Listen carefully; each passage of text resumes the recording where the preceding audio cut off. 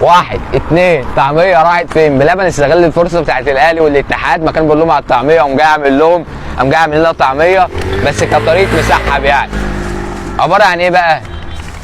عباره عن ايس كريم باللبن، ايس كريم لبن، وعباره عن حليب، وعباره عن لا عباره عن ايس كريم لبن تمام، ولوتس، وحاجه ثالثه هي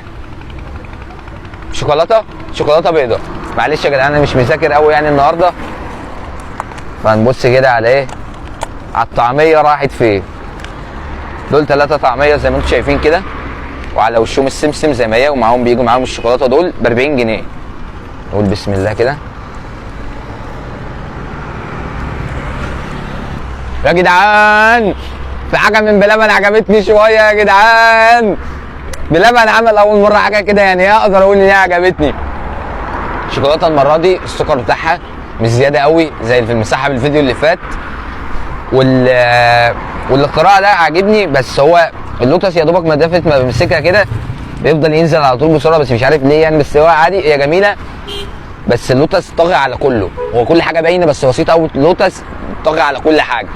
بس كتقييم مش هقدر اقول ان هي سيئه بصراحه ربنا عشان يبقى كذب، بس انا كتقييم اديها 7 من 10. هو عدلوا فيها وحاولوا يظبطوا اكتر من كده، ممكن تاخد 8 و9، بس هي يعني عشان ما اقولش ان هي وحشه، لا 7 من 10 جميله بس مش قوي، بس يعني اديها 7 من 10. بس الشوكولاته دي عجبتني، هو اديها 9 من 10. كان معكم عبد الرحمن الجبل من اخواني مش فوق بلوجر، مع السلامه.